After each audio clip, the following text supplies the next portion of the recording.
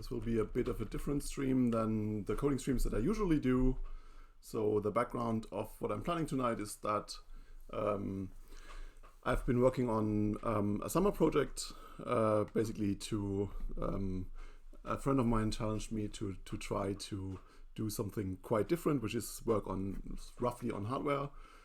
He's Martin Berger here on the first slide, and so over the summer I worked on applying PyPy to something super different than dynamic languages, which is using its JIT to implement efficient CPU emulators. And how I went about that, I want to talk about tonight a little bit, and this will be in the form of a talk, which will go on for like 20 minutes or half an hour, depending on whether they're questioned or not. And afterwards, if there are people around that are interested, we can look at the code a little bit and yeah, poke at the internals and the details a little bit. Right. Yeah, I gave this talk in a private meeting this week, and I thought it would be kind of a waste to not be able to make it publicly available. So that's why I thought I would stream it, and here we are now. Right. Feel free to just like ask me stuff at any time. Yeah, I'm not a hardware person. I mean, as you know, I mostly work on the PyPy JIT and dynamic languages, so this is quite a bit of a change for me. Right. So what's the goal of this summer project of mine? It was basically the idea that basically we can apply the usual PyPy motivation, which is that writing efficient dynamic languages is too difficult. We can also apply that to a very different domain, which is emulators for CPUs. And writing emulators for CPUs is also quite annoying and difficult, particularly if you want them to be fast. You usually want them to use a technique called dynamic binary translation, which is very similar to using a just-in-time compiler in a dynamic language. And the idea was that I wanted to use the same typical PyPy argument that we want to make. I mean, in PyPy, the argument is you have a dynamic language and you want to sort of get a reasonable JIT for it for free almost. And the idea for the summer project is that it should be somehow much simpler and much easier to write an emulator for a CPU on the instruction set architecture level that uses dynamic binary translation, much simpler, cheaper, and everything. And in this project, the goal is to reuse the effort of two communities, obviously of PyPy on the one hand, and on the other hand, I want to reuse the efforts of the Sail project, and I will explain what Sail is in a little bit. And so the motto is that you can write a Sail ISA model for the CPU that you're interested in and get a decent emulator that uses dynamic binary translation for free. And I will explain like all of the terms used here in a moment. Just to be paranoid and check. I also had to change my setup tonight because my regular laptop broke down. So let's see whether I get through everything okay here. Right. So a little bit of background. So what's dynamic binary translation? The idea of dynamic binary translation is actually pretty similar to JITting. It's basically a technique for implementing fast emulators for CPUs. And the approach is that you want to emulate the instructions, the CPU instructions of a program that is running on the guest machine. And in order to do that efficiently and quickly, you translate the guest machine instruction into host machine instructions at runtime. And like in a JIT, the guest machine instructions are directly emitted into memory, and then you can also immediately execute them. And in that way, dynamic binary translation uses self-modifying code to efficiently implement the guest program that the emulator is running. And this technique is sort of quite standard in the emulator world, and it's used by all the like good emulators like QEMU and Rosetta and all that kind of stuff. And this is of course pretty similar to the technique that we know from PyPy, which is used in other in almost all fast language virtual machines like the JVM, the CLR, all the JavaScript VMs and so on, which is called just-in-time compilation. And the idea there is of course that you take the input program that is running on top of the language virtual machine and compile it at runtime into underlying machine instructions in order to be able to execute the program on top faster. And I'm going to use the terms DBT and just-in-time compilation a little bit interchangeably in the rest of the talk. I mean, there are differences, obviously, but I mean, the core idea is pretty similar. Right, so now I need to talk about sale. I mean, this is the PyPy stream, so this week, the talk I was giving this week was on a sale meeting, so there I had to explain PyPy. Now here, this is the PyPy stream, so I'm going to explain sale.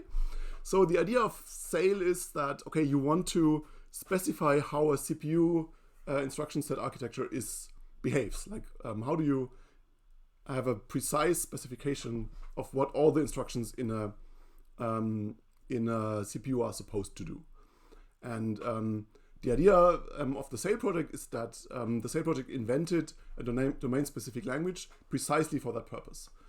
So the sale is basically a domain-specific language that is supposed to be used for precisely specifying what all the instructions in a CPU architecture are doing. And the DSL is basically an imperative language, and it has like types that are useful for specifying the behavior of like low-level bit-fiddly stuff. Most importantly, it has like bit vectors of like fixed and arbitrary sizes, and also arbitrary large integers. And then, but it also has a strong influence from a functional programming world. It's implemented in OCaml, and so there's stuff like pattern matching, and I mean there's definitely also some influence from that.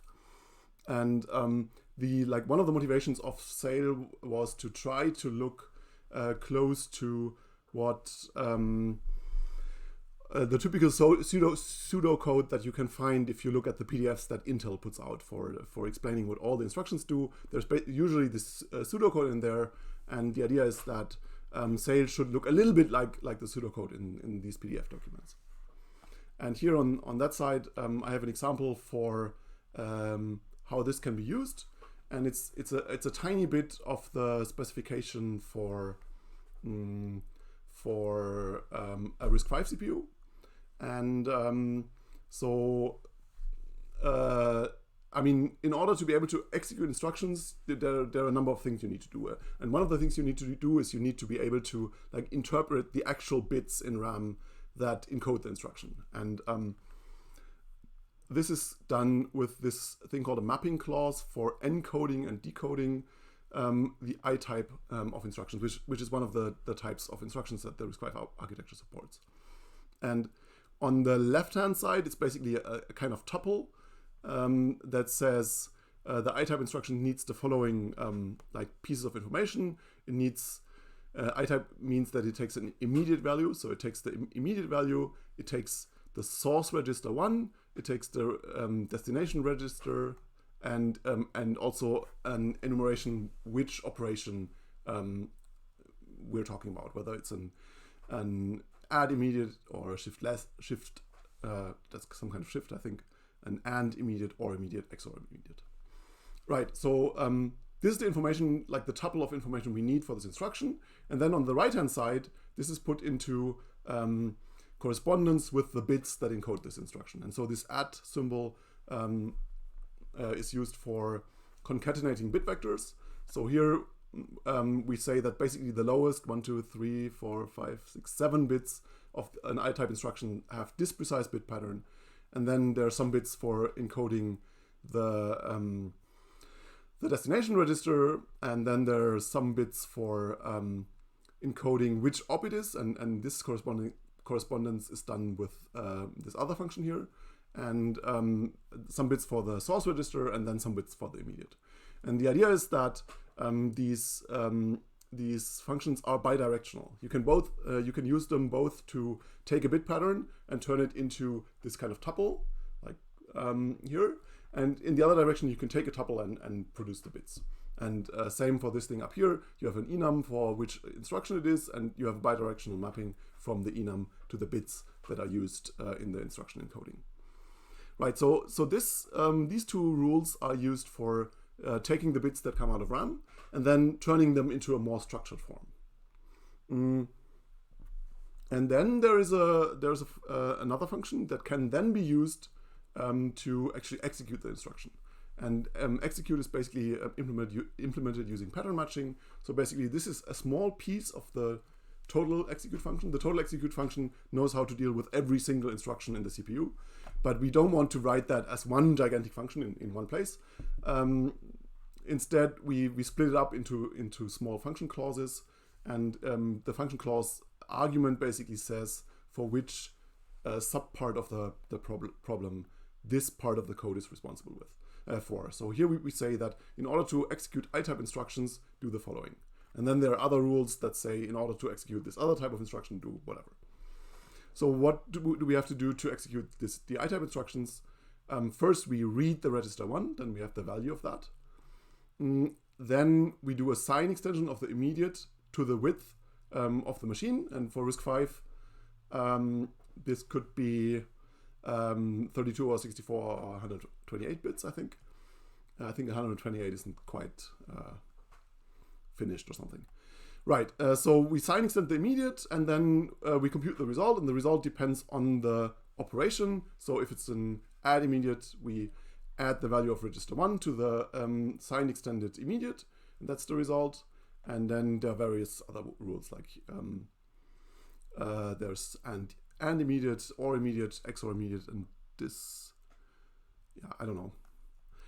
Right, so now we computed the result, put it into the variable result, and then we store it into the destination register, and then we're done with the instruction, and the instruction was successfully executed. So the last expression to put into the function clause is basically the return value, and that means we successfully executed this thing. Right, I mean, this is basically what the DSL looks like to specify the behavior of a CPU. And I don't completely understand all of that either, neither of the DSL nor the CPU. But what I was trying to do was take this and do something interesting with it. Right, so the example was already from the RISC-V model, so there are a number of CPUs that are precisely specified with this DSL, and one of them is a version of ARM, a fairly recent one. But on the other hand, there's also a specification for various variants of RISC-V. I mean, RISC-V is a very modular instruction set architecture. You can have it with different bit widths, and you can also have various extensions. And the model is quite configurable. You can switch which bit width you're talking about. You can turn extensions on and off, and so on. Oh, hi Max, good to see you.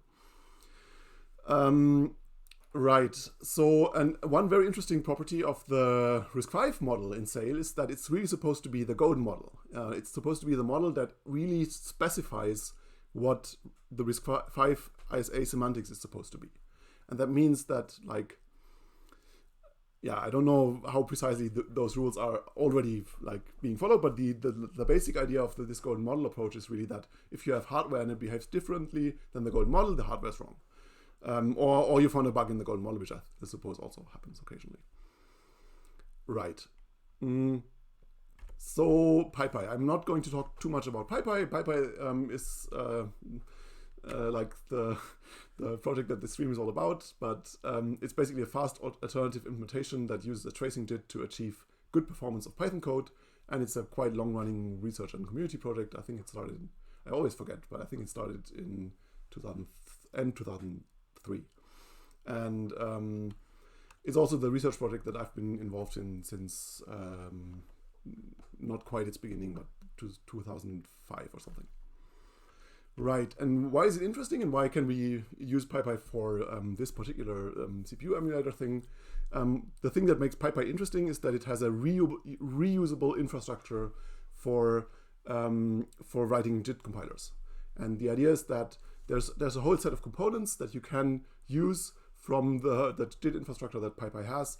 And all that stuff was written to make the Python interpreter fast, but it was written in such a way that it can really be used for all kinds of other languages, and it has been used in various other languages in the past. It has been used to make a fast Python, of course, but there are also implementations for other dynamic languages like Ruby and Prolog and stuff like that. But it has also been used in hardware emulators before, and there are two projects that I want to mention here. One of them is called PyMetal 3, and the other one is called Pigeon, and they're both basically emulating hardware on various levels of detail. Right. Okay, so now we have a lot of the background in place, and we can start talking about what I actually did in the last couple of months. So the DSL is called Sail, and we want to make Sail go fast, and also put a pun with Python in there somewhere. So I called it Pydrofoil, and it basically combines Sail and PyPy. And the idea is that we take these Sail models, which are basically interpreters for ISAs, and we want to use the PyPy JIT in order to make these interpreters fast. And I mean, the PyPy JIT is obviously meant for exactly this purpose. It's meant for taking interpreters and executing the code that runs on top of them much more quickly. And in effect, that means the PyPy JIT will effectively perform dynamic binary translation on the input programs of the emulator. Right, and it's an open source project. It's under the MIT license, like PyPy itself. And here's the URL. And it's not super well documented yet. Or at all. But it's really a relatively young project at this point. Right. So what's the basic architecture? So we start with the Sail ISA model for the CPU architecture that we're interested in, for example, for RISC-V. And Sail can do various things, and I haven't talked about that so far, but Sail can do various things with this description. So Sail basically takes the description, takes the input programs in the DSL, which specify how the CPU does things, and it has various backends that it can compile these descriptions into. And one of them is a C backend, and it can basically take the ISA model and turn it into an interpreter for the instruction set architecture that's implemented in C. And that's basically like that is already an emulator, but it's an emulator that doesn't use dynamic binary translation, and it doesn't it's not particularly fast, and we'll get to that part in a bit. But the original motivation, as far as I understand, of the Sail project was actually more geared towards the other backends that I will only briefly mention here, because you can also turn the ISA models into like more formal proof-oriented descriptions of the instruction set architecture. You can turn it into an SMT model or a Hall model. Hall stands for higher order logic, and it's basically a proof language. And you can then use this to prove various properties about the CPU architecture. And yeah, I will not talk much further about like the proof-oriented things, because the purpose of this talk is really to talk about how we can use the models to actually run programs for this architecture. Right. So now we leave this part, and now we talk about what Pydrofoil does. And Pydrofoil basically takes the input model, and then it uses the Sail compiler to spit out. The Sail compiler has the option to turn the Sail model into a very easy to parse intermediate representation. So the Sail compiler will do type checking, and it will do all kinds of analysis and optimizations, and then you will get out a model, an intermediate representation that basically has all the behavior of the input model, but like all the types are explicit in there, and there's no complicated syntax. It's all just linear through instruction code, and it's easy to parse and then easier to like do further things with it. So what I did is I wrote a parser for this intermediate representation, and then a backend to turn it into RPython, restricted Python source code. And there are a whole number of operations that basically are considered to be native in this representation, and so I had to write a whole bunch of handwritten support code in Python, in RPython, that this generated RPython source code will use. And an example for that is I said that Sail has this built-in data type for bit vectors, and so RPython doesn't. So there's basically a library for bit vectors that I wrote that will then be used by the generated RPython source code of the Sail model. And then from then on we're basically, we know how this works. We have an RPython program that's an interpreter, so we can use the RPython to C compiler, the translator, to turn that into C. And while doing that, we can ask the JIT generator to put in all the JIT infrastructure code from PyPy, and then we basically have the C source code of the Sail emulator in C, including a JIT, and then we just use a C compiler to produce a binary, and the binary essentially behaves like an emulator for the CPU, and this emulator has the JIT built-in, which means it will at runtime turn instructions of the guest architecture into instructions of the host architecture and behave like a dynamic binary translator, right? And as I said, it's basically my summer project. I put about like 1 month of work into it over the summer, spread out over like 3-4 months.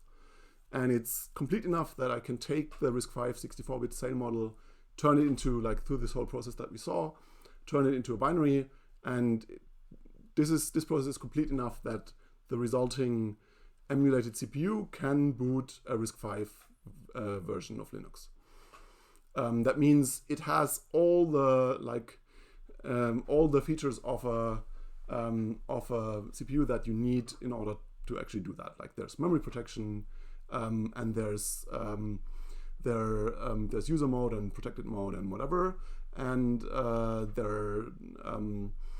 in user mode there's like address translation, and there are interrupts and all this kind of stuff. One thing that I didn't get to yet is implement floating points, but that's mainly legwork. I don't think there are any deep. That's just typing basically. And yes, it does successfully do DBT using the PyPy's tracing JIT, and I'll show a few numbers for that. But before we do that, let's look at the numbers first. So my benchmarks that I'm presenting here are extremely minimal at this point because I'm really bad at building C programs for like somewhat strange architectures. So I used a number of benchmarks that are shipped in one of the RISC-V testing repositories. And then I also just used Linux booting up till the login prompt as a kind of macro benchmark. And on this slide, I'm comparing 3 emulators.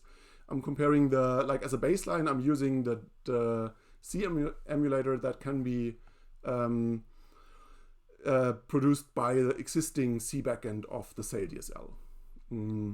And then I'm also using Pydrofoil to produce 2 different emulators. I'm producing one without a JIT and one with a JIT. And here I've normalized all the numbers with respect to the C emulator, which is my baseline. And we can see that on these 4 micro benchmarks and booting Linux, the non-JITed interpreter gets between 4 and like 13 and a half times speed up. And if we turn the JIT on, a few of the benchmarks get really, really fast, but some of them only get a bit faster. So, and I don't quite understand what the difference here is. But if we turn the JIT on, we have a speed up over the base C emulator of between 11 times and 1100 times.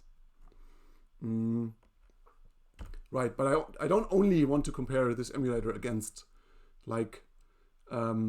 the Sail baseline, because the Sail baseline, it could be possible, and we will now see on this slide that the Sail baseline is really very, very slow. So what I also wanted to do is I wanted to compare against good emulators, and I'm using Spike here and QEMU, and Spike is basically the standard RISC-V emulator written like by hand in C, and I think it doesn't do dynamic binary translation. It's really fairly direct interpreter. And on the other hand, I'm using QEMU, which is quite good and quite well tuned, and it does indeed use dynamic binary translation. And I'm using only the 4 micro benchmarks here. And basically on the 4 micro benchmarks, we can see that on Drystone, which I know, I mean, it's really a terrible benchmark, and on integer matrix multiply, very naive implementation. Pydrofoil in green and Spike in red are sort of similar, and on one of them QEMU is much slower, and on one of them QEMU is much faster. Here, this is absolute time, so lower is better. And no, I don't understand why QEMU is slow here and fast here. And then if we get to towers and quicksort, we already saw on the previous slide that towers, the JIT didn't help much. So indeed, Spike and QEMU are much faster. And on quicksort also, the JIT didn't help as much as on these two. So again, Spike is faster and QEMU is even faster. And yeah, I mean, one of my next steps will have to be to figure out like what the actual problem on any of these is, because I mean, this variance is really strange. And yeah, I think this is like if one wanted to actually use this, like a variance of a factor of 100 is really not great. Right, so let's actually look like let's make this slightly more real. I have a demo. I said at the beginning my setup crashed, so I'm SSHing into a Linux box that has all this stuff set up, so that I didn't have to install all the necessary stuff on Windows in the last hour. But I think it works. And so what I will do as the demo is just to demonstrate that it does something. I'm going to boot the first, like, I don't know, you can also increase it, the first 5 million instructions of the Linux boot process, and right, so you get the bootloader with the snazzy ASCII art logo, and then you get the debugging output of the Linux boot process at some old Linux version. Somebody thankfully built this for me. I didn't have to do it myself because I would be completely lost. Hi, Missing Clara, good to see you. Right. And yeah, I mean, as usual, the demos are kind of boring, right? I mean, if you have a slow implementation and a fast implementation, you do the same thing twice. And in one instance, you wait for ages, and the other things, in the other instance, it's hopefully a little bit faster. But yeah, let's wait for a little bit. This, by the way, is the Sail generated emulator, so the slow one. Right, stuff is happening. Right, so it took a minute, and now we can do the same thing with the Pydrofoil generated emulator with the JIT, and so that hopefully is faster. And instead of a minute, it takes 3.5 seconds. Right, so it works. And if we have some, I mean, I'm going to continue with the talk, and if we have some time later, I'm happy to like look at code if people on the chat are interested. Right. So yeah, I mean, the next slides I'm going to speculate a little bit on what could this actually be useful for, right? And I think the most immediately obvious way what it could be useful for, I mean, this is again just the standard PyPy argument. It can be used for experimenting with ideas for new extensions to RISC-V, right? Because if you want to like add an extension to RISC-V, you're going to have to specify the extension in a Sail model. That means you will have to add all the instructions that that the extension is supposed to contain, and then you just apply like Pydrofoil again, and you immediately get an emulator that supports the instructions in this extension, and JITs them and produces like code of the underlying architecture for them with no or very little extra effort.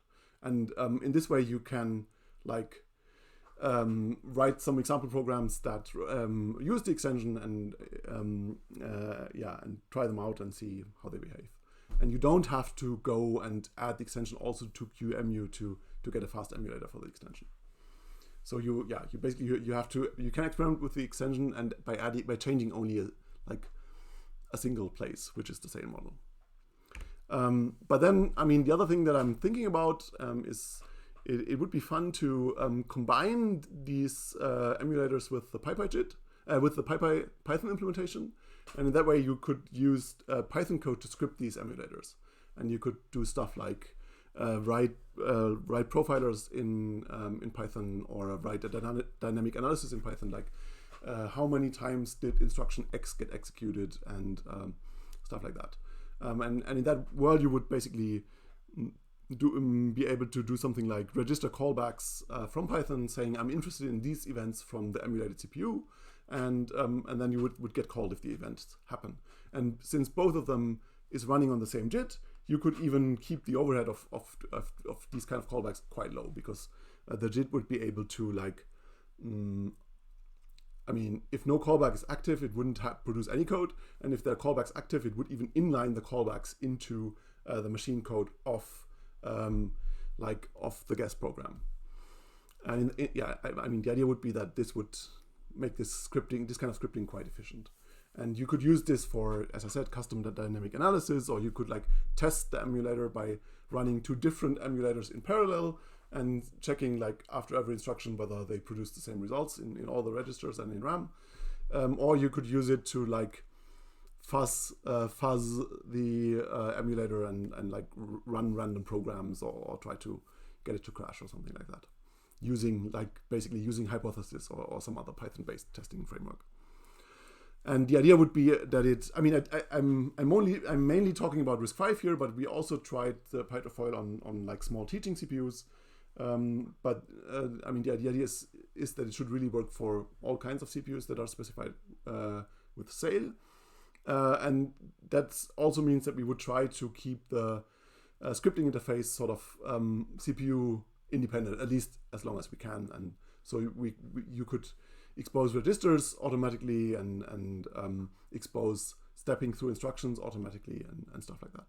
And then later you could also like have a little extra function in SAIL that would allow you to support like custom events that are specific to your to the CPU that you're interested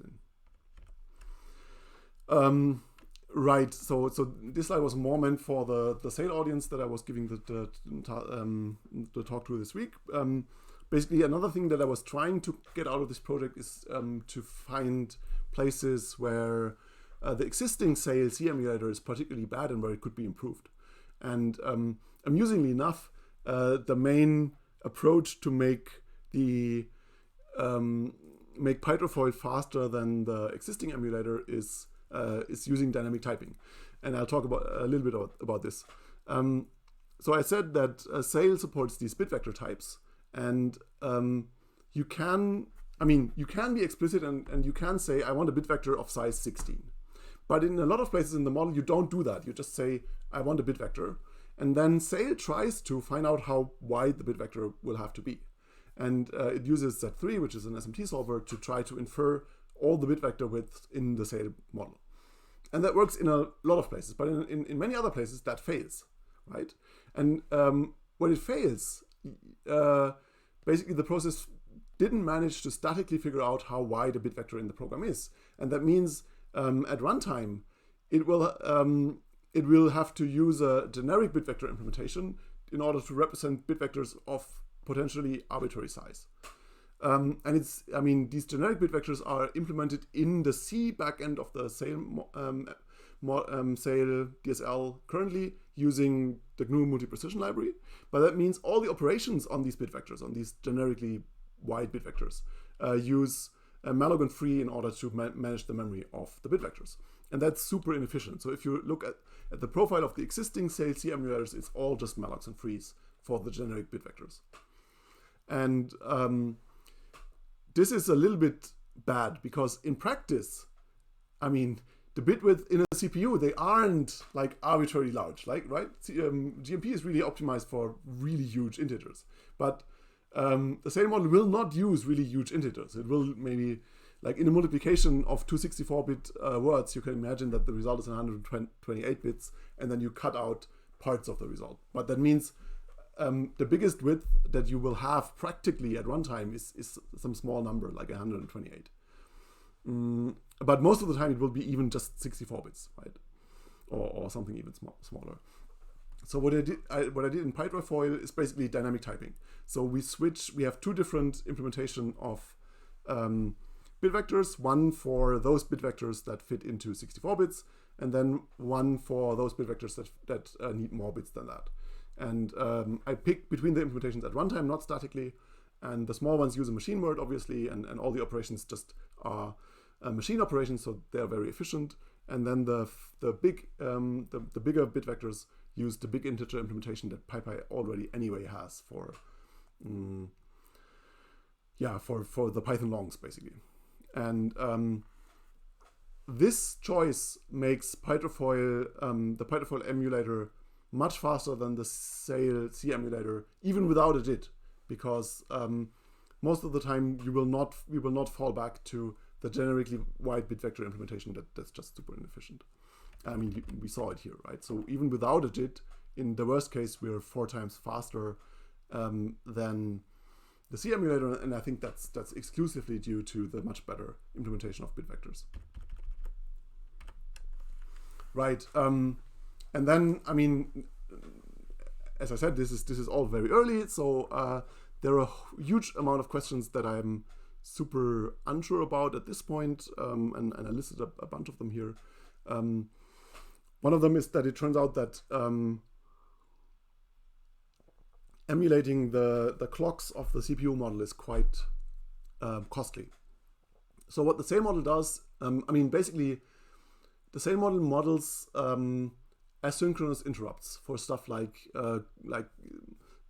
do an interrupt in so and so many microseconds, right? And this is used for like the operating system being able to get control back from the user program, for example.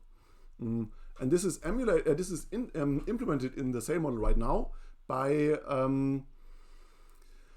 basically having a counter that gets increased every instruction, and every 100 instructions there's some special code that basically increments the simulated clock. And this is super cool because it's completely deterministic, right? You know that the clock emulation, you can depend on the fact that it will have a clock tick every 100 cycles. But it has a huge cost for the JIT, because the JIT will have to do this check in every instruction. It will have to check every instruction, am I larger than 100? Plus 1. Am I larger than 100? Plus 1, and so on. And that's one problem. The other problem is that for every instruction, there's a guard. That means there's a potential control flow edge from every instruction to the clock tick. And that will produce a lot of extra code and will be generally sort of quite inefficient. So that's one thing that I want to like investigate, and QEMU basically gives you the option to choose what you want. You can say I don't care about this cycle accuracy. I'm fine with just using the underlying timer in order to get interrupts, and then it runs programs quite a bit faster. And yeah, maybe we want the same kind of configuration, or I don't quite know yet. Another thing that's sort of relatively costly is emulating RAM for many reasons, but one of them is that given that we translate the guest instructions into the like x86 instructions at runtime, we have to find out whether the program that we're emulating, whether that uses self-modifying code. So that means on every RAM write, we need a check that like basically a kind of write barrier. We need a check that says, is the RAM that I'm writing to currently used for storing instructions that I generated machine code for? And if yes, then we need to throw away that machine code. And another thing that's relatively inexpensive, with regards to RAM is emulating address translation. Like if you emulate a program that runs in user mode, that program, if that program does a memory access, the memory access will go through address translation, and so the virtual table pages will be mapped to physical pages, and this mapping is stored in a page table. That means for every RAM read and write, the emulator needs to do a page table walk through like 1 to 4 levels of page table lookups.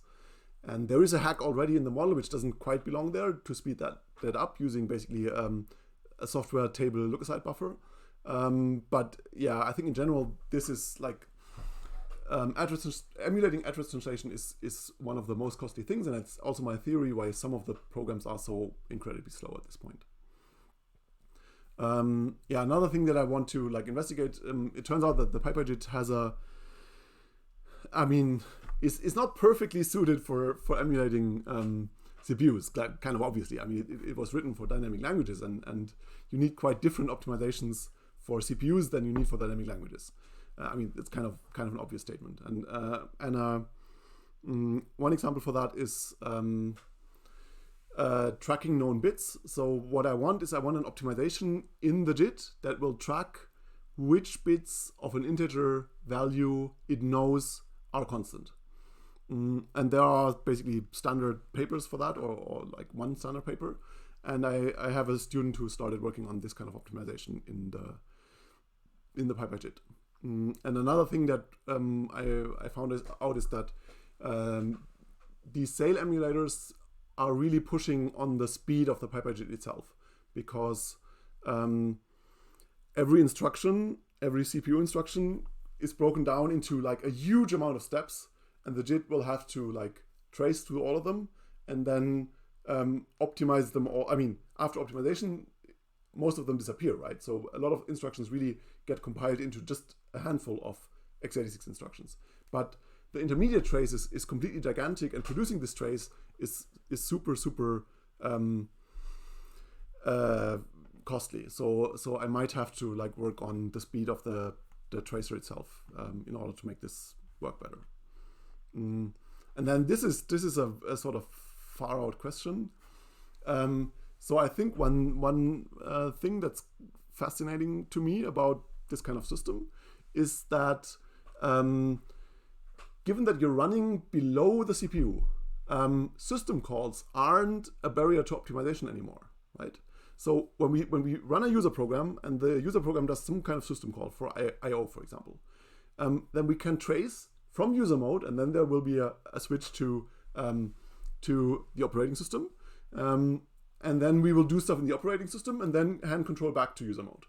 And the tracer can see all that. It can produce a trace that starts in user mode, then switches to whatever mode the operating system's doing, then execute stuff there. Will be in the same trace, and then potentially switch back to the user program, and it can optimize across all these layers.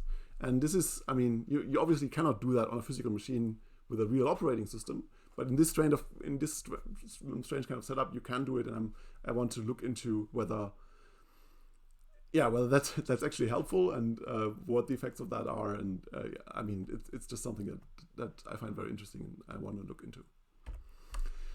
Right. I mean, that's it. I mean, it seems to work. The PyPyJIT seems to also work for running like CPU emulators. And are there people on the chat that want to ask stuff? Do you have things that you would like me to, like specific parts of the code that you would like me to show? Or if there are no specific wishes, then I will just sort of do a little bit of a tour of things that I think are fun about this. But yeah, I'll wait for like a minute whether there are specific questions. I'm not sure it becomes clearer on repetition, Max.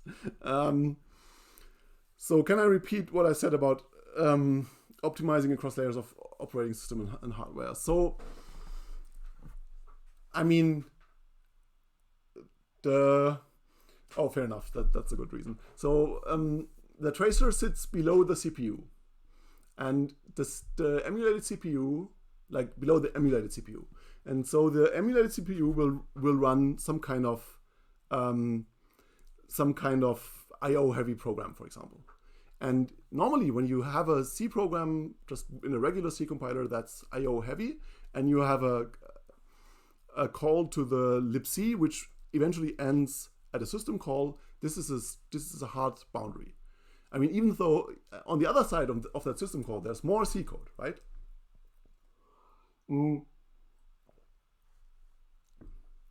But the C compiler isn't able to say, okay, I want to inline the implementation of the system call into the user space program, right? I mean, the system call and the context switch is really a hard optimization boundary normally in a C compiler. But for this kind of emulator, that's not the case. You can start a trace in user mode, trace into the context switch, trace through the operating system, and the return. And yeah, I find that fascinating. I have no clue whether that will yield good traces, right? I mean, is there interesting cross level optimization happening here, or is it just, oh yeah, that's an interesting thing. So the paper that Max just pasted is basically doing that.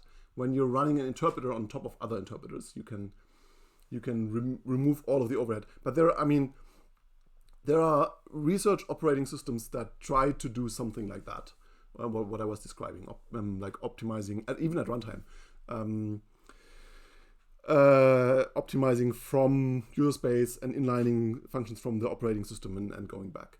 And there was also a paper like that I saw this week. I haven't fully read it yet, but there's a paper that does the reverse, that basically puts the code for traversing a B tree that's stored on an SSD into eBPF code into the kernel, because it turns out that ferrying, like if your SSD is fast enough, then ferrying the data of the B tree from the kernel space into user space becomes a significant part of the overhead. So what they did is they wrote the B tree traversal code in eBPF, which is a code that you can ship into the Linux kernel and then execute in kernel mode, and it will do stuff there.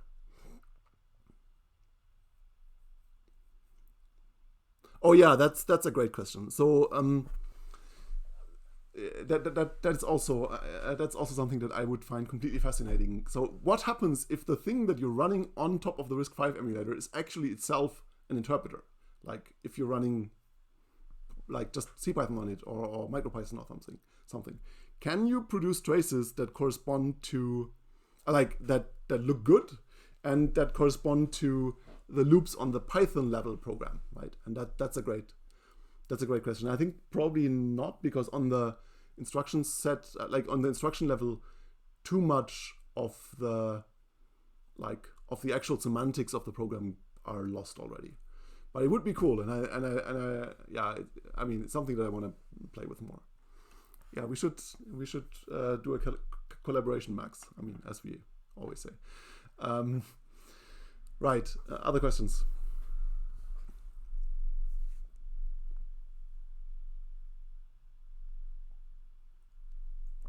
I mean, a related question, by the way, is what happens if you actually run PyPy on top of the emulator, right? Then you have some nice example for self-modifying code. And so PyPy will produce a trace, which is a loop, for the Python program, which is good RISC-V instructions. And then hopefully the underlying emulator will take this trace and produce good x86 code from that, right? Would that give you a fast program? I mean, that's one question that I would find very interesting. I mean, right now it wouldn't work because the PyPy JIT doesn't have a RISC-V backend, which is kind of funny, but we could try to do this with the ARM sane model, for example. Right, other questions?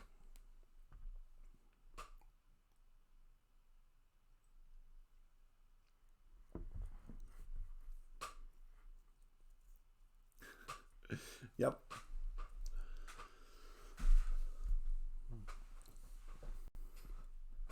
Yep, that's a great plan. I should finish the other blog post. I still didn't look at the feedback you gave me a couple of weeks ago. Sorry about that. Right. So what code would anybody want to see? Like,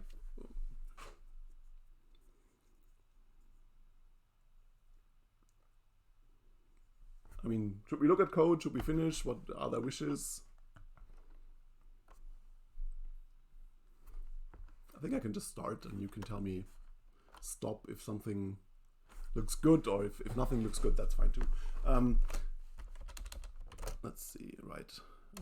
I need to see whether I can handle the setup.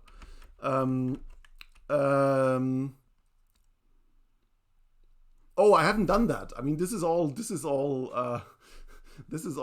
just stuff that I want to look into. I didn't try it. And my problem is that at the moment I'm not very good at like running programs in the emulated Linux, because I only have like a terminal output, but I cannot actually type stuff into the login prompt to actually log in.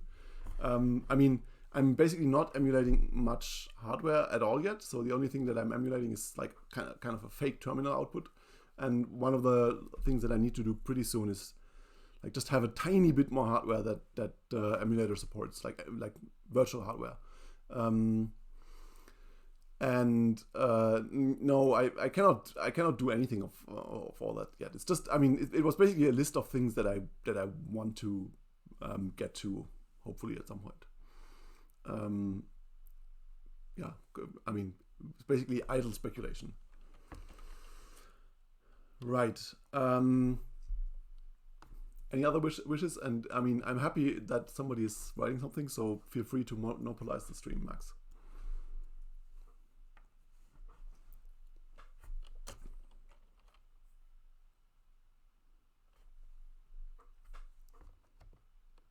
Oh yeah, it's all on GitHub. Wait, the link is, I can show you the Pydrofoil. Oops. It's in here. I mean, as I said, I mentioned that there are basically no documentations yet. But yeah, let's actually look at some of the code. I think it's a good plan. So this is the model. This is basically the DSL for the RISC-V emulator. And here this is the step function, which basically executes one instruction, and it does a whole bunch of stuff. But one of the important things it does is it fetches, oops, I pressed something weird, I think. It fetches, it fetches the next instruction, right? Using the program counter to find out what to fetch. Then there's some hook, whatever. And then you have a fetch result, and you check whether the fetch worked or not. And if it worked, there's a compressed instruction, and there's a regular instruction, and then you decode the instruction, and then you get something back that they call an AST, which is really just this tuple of, like, this structured tuple that that tells you what kind of instruction it is. And then what do we do with that? We execute it, right? So we pass the AST into an execute function, and the execute function dispatches on the kind of instruction it was, and then does whatever the instruction tells the CPU to do, and then the program counter is increment by 4. Where's next PC used? I don't know, somewhere.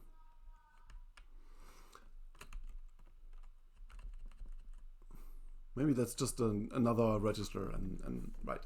I mean, I'm not super deep in this model. I'm just reading through it. I don't understand a lot of it. But right, here there are these function clauses, right? So here's an execute clause for this kind of function, whatever that is, and further down there are more execute clauses. There's a B type instruction that's like some kind of branch, maybe branch if equal, not equal. Yes, that looks plausible. There's more branches. Here's the I type that I was showing on the slide. That basically is for immediate operations. And here's the execute clause for it. What else is there? There's some shift things here. Yeah, sure.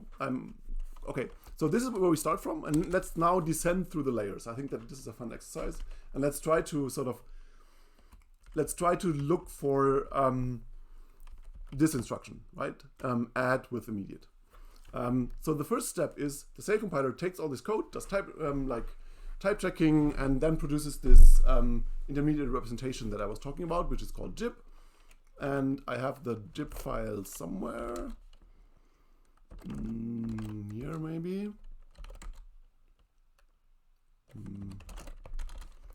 We reorganized our directory layouts at some point, and now I cannot find anything. Oh, there it is. Right. So 5 model IR. This is the intermediate representation that the Sail compiler produces for us, and that is basically the input for my project Pydrofoil. And it starts with a bunch of like types. There's some enums, like a whole bunch of them, and then there's a huge union, which is basically the AST type, and there should be I type there. Yes.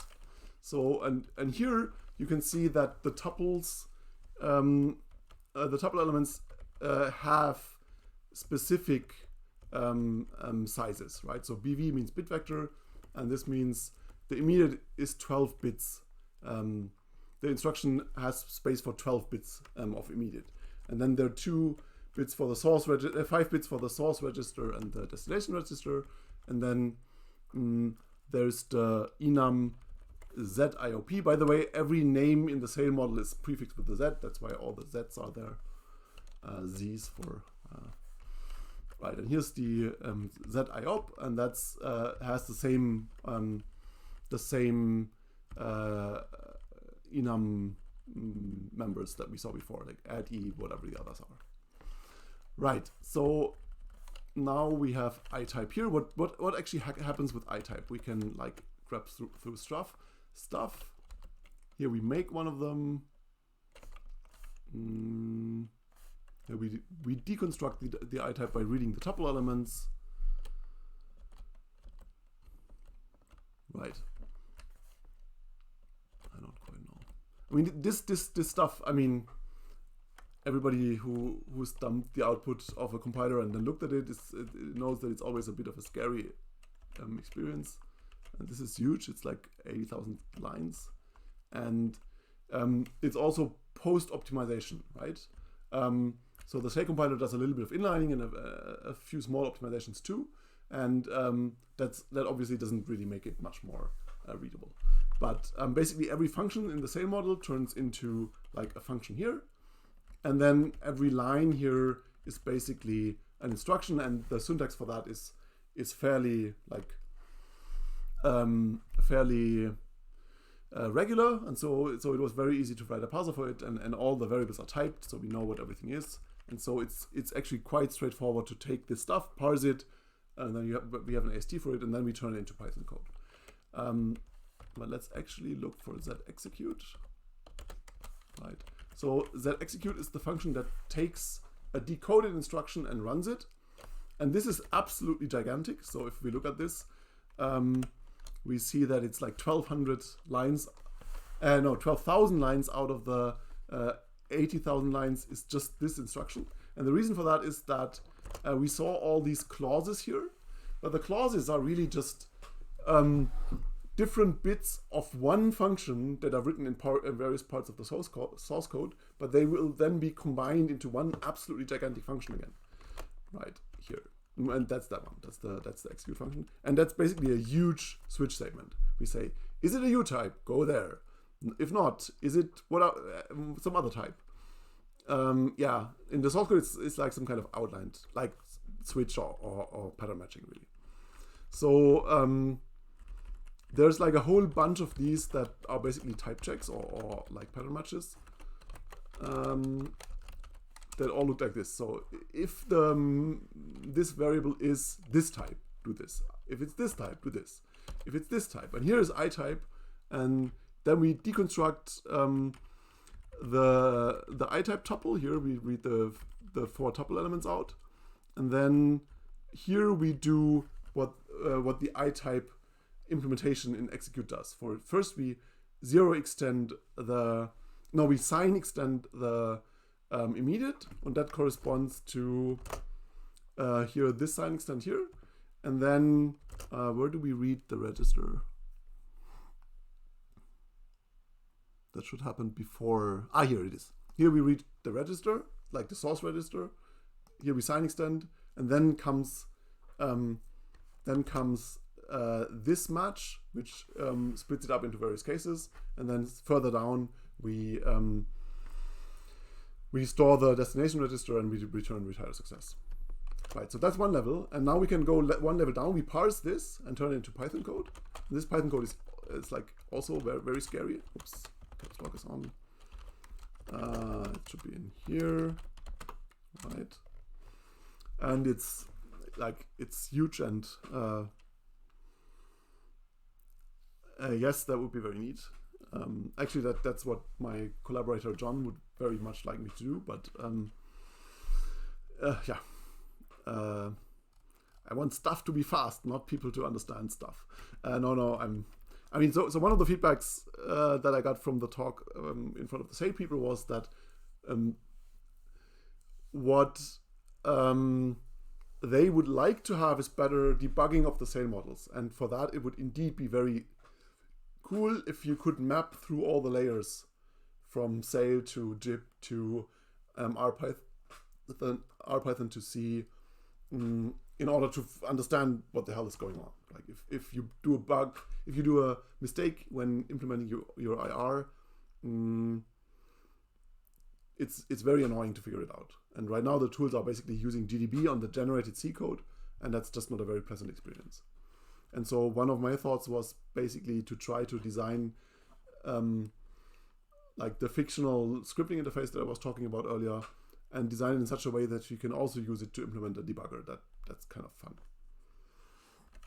Right, anyway, so here's a huge amount of generated code. Like where are the enums? Where is enums?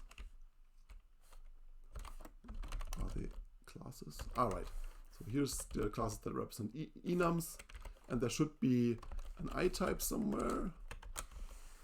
Right, that's the I-type. That's basically the tuple that that stores all the data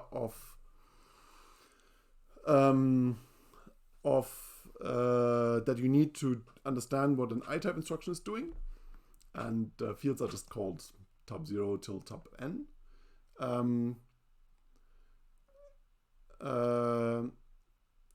And then there are various helper functions for that, and then we can look at what actually happens when you try to run one of these instructions.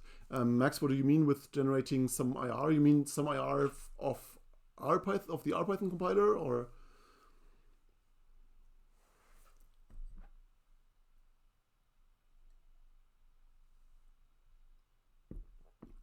Yeah, I was thinking about that. In theory, this is, in theory, the input model is pretty close to one of the abstraction levels of the RPython compiler, so we could generate that. But when I was concretely thinking about which steps would be necessary, it became hairy really quickly, because there are quite a number of high-level operations in this file. For example, there are lots of method calls to the bit vector implementation. We'll look at that in a moment. Right, so let's look at what this I-type instruction instances are used for. And here we create a bunch of them. Right, but the most important thing is actually this execute function, because I had a very, very annoying problem with the RISC-V model, which is that this gigantic, you call it an outline switch execute function, gets turned into an absolutely horribly huge RPython function, and the RPython compiler does actually not like that function because it's way too big. Apparently there are some weakly non-linear algorithms in our compiler somewhere, because it just, on the one hand, it just took for ages. And the other problem was that the JIT for the JIT, it was really just too big. We ran into limitations in our bytecode design, basically. So what I'm doing in the Python code generation process is actually splitting up the switch that Sale helpfully glued together for me, like having a heuristic to split the switch up again into small methods. Because the switch is actually just, is it this kind of thing? Do this. Is it that kind of thing? Do this. Is it that kind of thing? Do that, and so on. And that means that I'm basically turning it into methods on these classes that I generate. So here's a z-execute z-I-type, and I will stick that, I will stick that into into a method on the I-type class, and all the other like parallel classes to that also get a method that execute, and then the pattern matching is basically implemented as a method call on the Python level. And right, so there are a ton of these. And let's actually look at I-type. I mean, one of the things that's fun here, I mean, at least I find it fun, is the fact that, I mean, in JIT, in here, oh no, that's the wrong, where was it?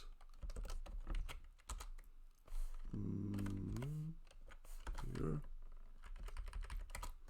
Here, the problem is that this actually uses gotos, right? So you have these instructions here, and then you have gotos. The 4 is basically the 4th instruction in this function.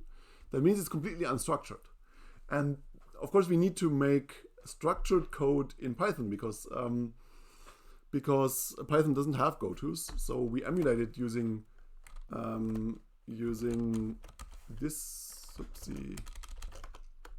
We emulated using this kind of instruction. We have to have gotos. We have a while loop, and then we have blocks by checking like a newly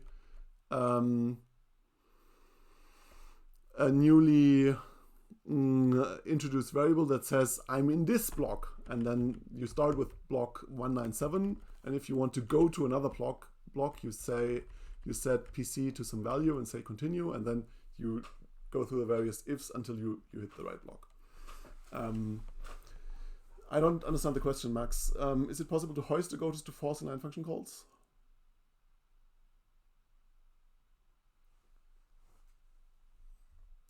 I mean,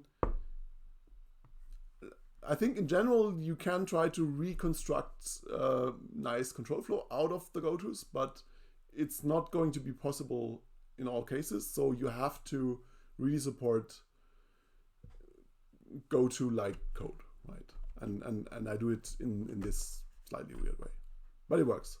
And the R-Python compiler actually produces good C code from it. So the C code will actually have the gotos that the IR has, just gained in this slightly indirect fashion. Right. So now we can look at how this function actually, like, we're still trying to run add immediate, right? So here is, we read the source register, which comes out of the tuple, right? So here we have this is a bit vector 5, and we stick that value into our X bits, which reads the source register. And then we have the value of the source register, which should be of type bit vector 64, yes, because we used the 64-bit variant of the RISC-V CPU. So that means this is just an unsigned integer of width 64. And then we do a sign extend somewhere. Right, we have the immediate is in this variable basically, and we sign extend it from 12 bits up to 60, I don't know. Here, yes, let's see. What do we sign? Right, we sign extend it to 64 bits with this function call here. And then we need to talk about bit vectors in like a minute. But now we have the immediate, and it should be in here, I think. Right. And now we can actually do here the ifs. See, here you can see that I try to reconstruct ifs if that's possible, right? So some of the things will just turn into ifs, like here. But for some things it's not necessary, and then it's not possible, and then I fall back to the weird PC equal construction. So here we have, like, we go through the variants, and then in reverse, here we do the XOR, and then here we do the OR, and then we do the AND, and now we do what? Now we come something complicated, whatever that is. It seems to be some kind of comparison, maybe. The result is a bool in any case. Right, we get a bool. We zero extend the bool from 1 bit wide to 64 bit wide, and then we right. That's the next operation. That is another thing that returns a bool. And where's the add? Right, here's the add. Right. So here we have the add, and then now we have the result, and we call write register and put the result into the destination register, and then we're done. Right, so this we produce C code. Actually, I don't have the C code around, I think. Do you even want to see the C code?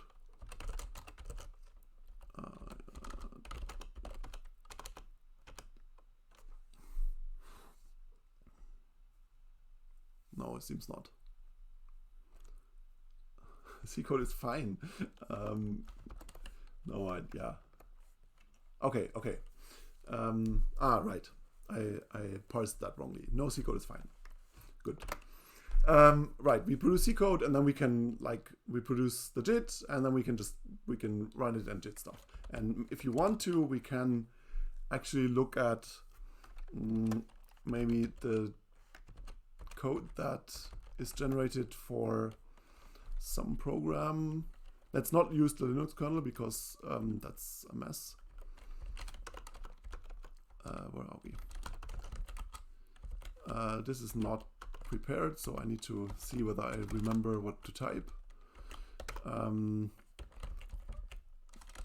Where are the benchmarks? Not here. Benchmarks, dry stone. Right.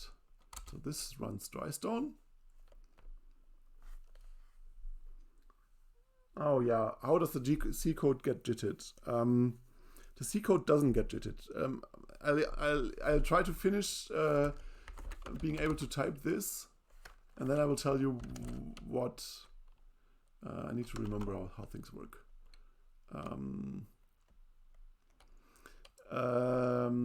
Support code risk.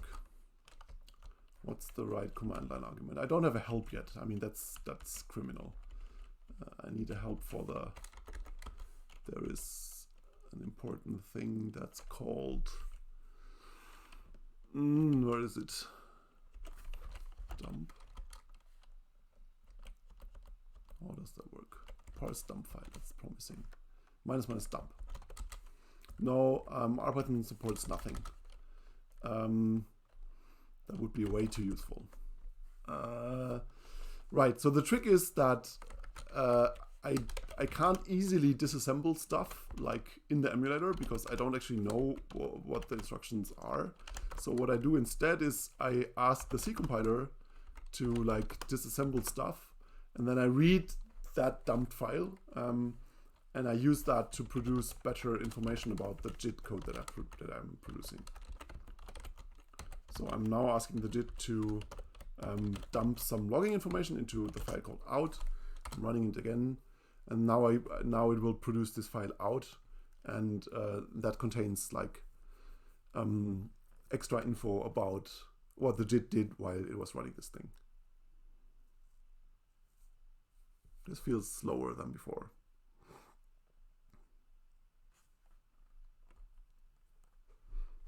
I don't think that. Oh no, okay. Right. So how does I can actually answer both of these questions. RPython doesn't support argparse. It should support some minimal version at least, but unfortunately it doesn't. How does the C code get JITted? It doesn't. So we cannot. The C code is too low level to extract out any information. That means the C binary, in addition, for every function that we turn into C code, we will also produce a kind of bytecode that the JIT can interpret to know what the function does. And that's basically how we JIT C code. We don't. Instead, we produce a parallel implementation of every function that we turn into C, and that is at a higher but not much higher level. And the JIT will use that to trace through it, for example. Right, so now we can look at this output file. I have a syntax highlighter for it. Right, and so now, I mean, some people on the stream might have seen that already. Now we get the usual PyPy traces, and they have these red instructions. They're called debug merge point, and they basically contain a bit of debug information where we are in the source program. And the source program is Drystone, and that's basically a C program compiled to RISC-V assembly. And that means here we see various things. We're running the instruction that's at this address in RAM, and here's the disassembly. So it's in the text section. It's part of the string compare function in C, and here is disassembly of the actual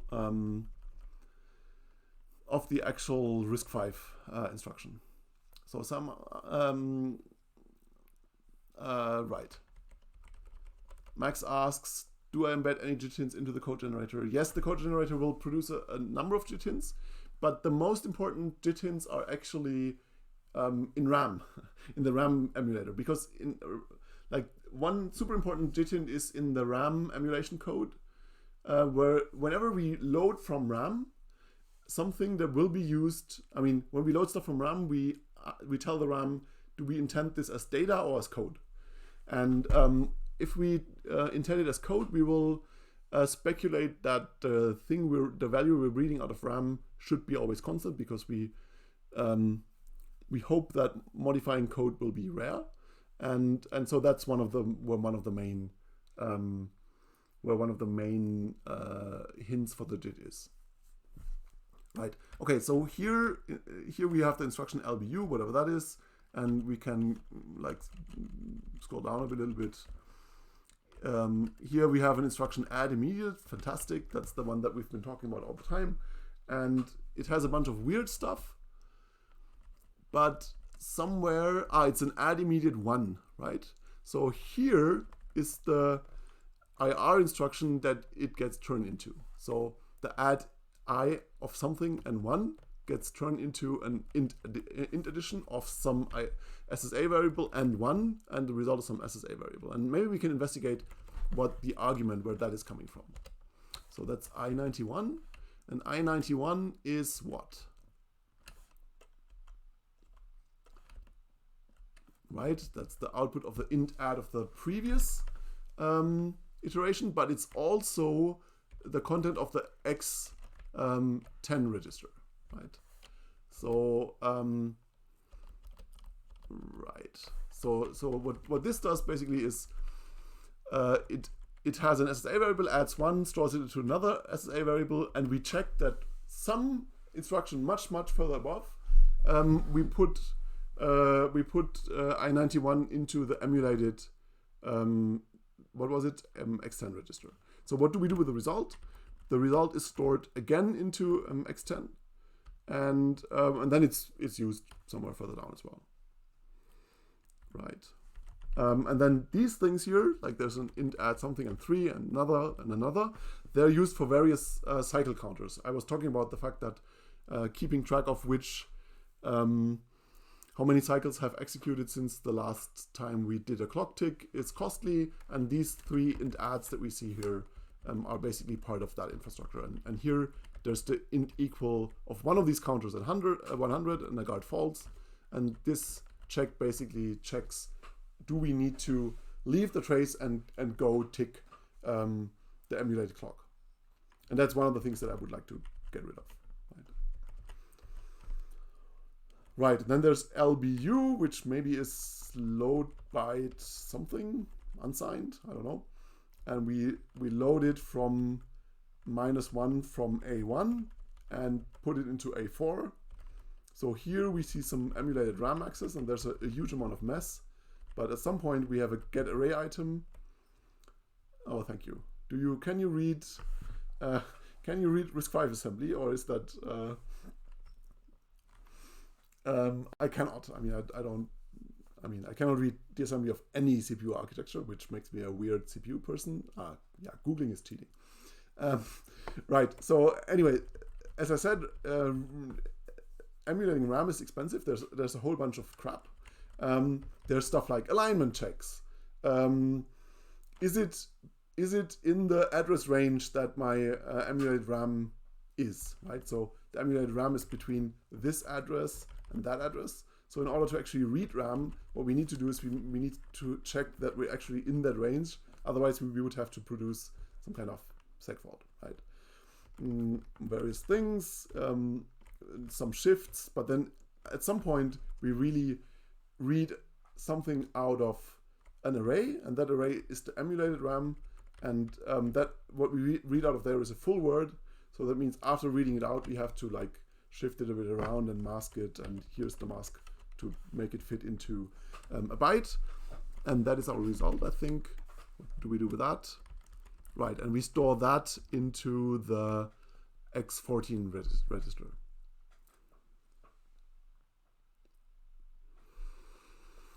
Okay, now we're getting pretty far off track, but yes, we should just start a Zoom call, Max, or something. We haven't. That sounds very hard. So Sulong is a project by Oracle, and it's basically an interpreter for LLVM bitcode, and they use that for efficiently relatively efficiently running, for example, the C extensions for their Python implementation. If somebody would give us infinite amounts of money, we might think about it, but I don't see that happening, and it's a big project, and the payoff is not that great. I mean, even Sulong, I mean, given that you're running C code, you really need to compete with C compilers in your JIT, and it's very hard to beat the C compiler in the JIT. So the Sulong results, if you actually run C code that doesn't interact with Python objects, is like a 2x slowdown, and I would consider that not worth it. Right. Yeah. Now we're down at the lowest level. Basically, I mean, now we see the not really. I mean, there's obviously another level down, which is the actual x86 instructions that would be produced by this. But since I can't read that and I don't quite know how the tools work for that, we're not going there. Right. I mean, here's the end of the string compare loop. Here we have a branch if equal. So here's an int equal, blah and blah, and then a guard true, and then we have a jump to the beginning of the loop that compares things. Yeah, it's possible. So Max, it's possible that you could stop interpreting the C code at just the right point, right? You just want to interpret it until you have no PyObjects left, and then you just want to call the actual C function. But that is really tricky to get right, and I don't think Oracle is trying that. Right. Yeah, I think that concludes my walkthrough. So what else? Max? Tell me something you want me to talk about.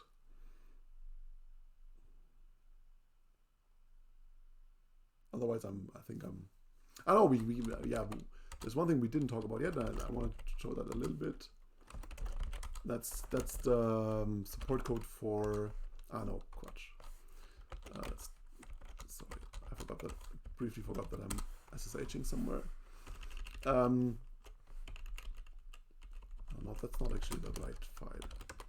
I want to show the bit vector implementation that the model uses to implement bit vectors, and I said that I'm using dynamic typing, and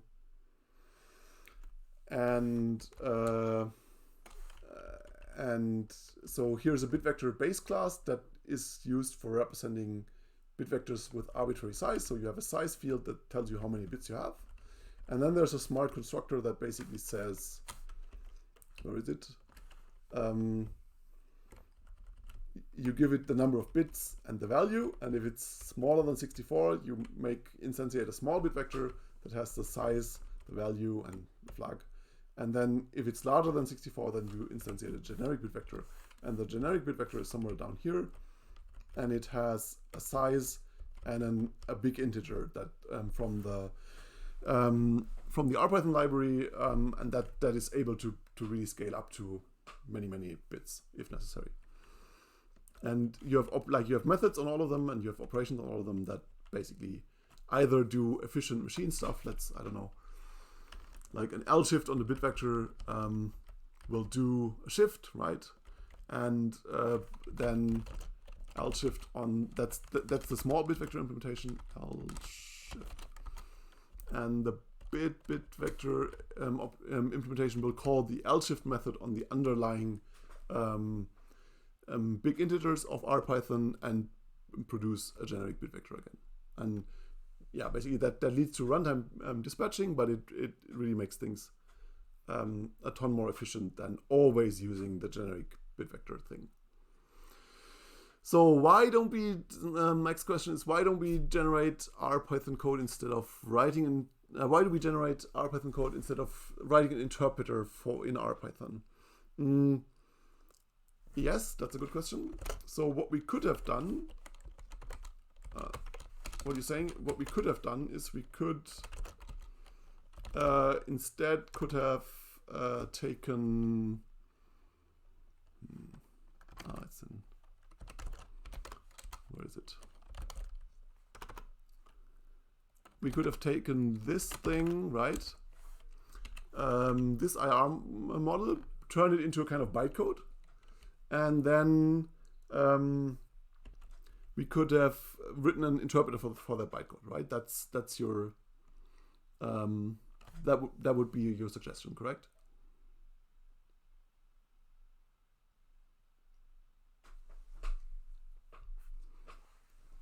So the reason why I didn't do that is, I mean, the programs that are written in Sail are always interpreters, right?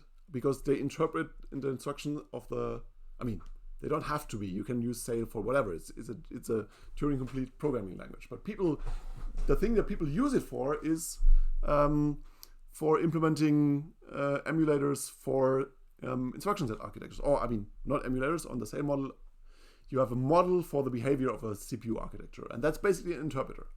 So we would have, this would, I mean, so if we went with your suggestion, we would have a stack of interpreters. We would have an interpreter for Sail on the bottom, and the program it's running is an interpreter for the CPU, right? And that is, I mean, we don't really know how to get a good JIT for that stack of interpreters, right? I mean, now we're back to collapsing towers again. We would really have to be able to make the JIT behave in such a way that the program that runs on the top level is the one that gets JITted, and not the program running in JIT, which is itself an interpreter. And I also kind of fear the warm-up of this kind of stacking situation. And also, like, Sail is a low-level enough language that you can turn it into C. So I thought, why not turn it into C via RPython? Does that make any sense?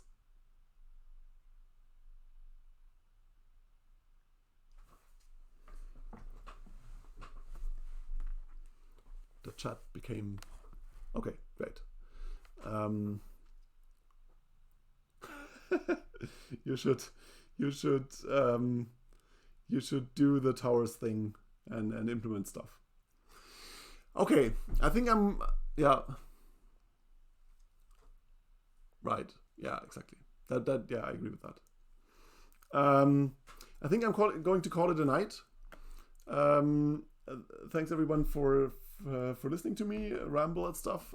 I will also upload it again to YouTube. And thanks a lot, Max, for all your questions. And we should talk at some point. So good night, everyone.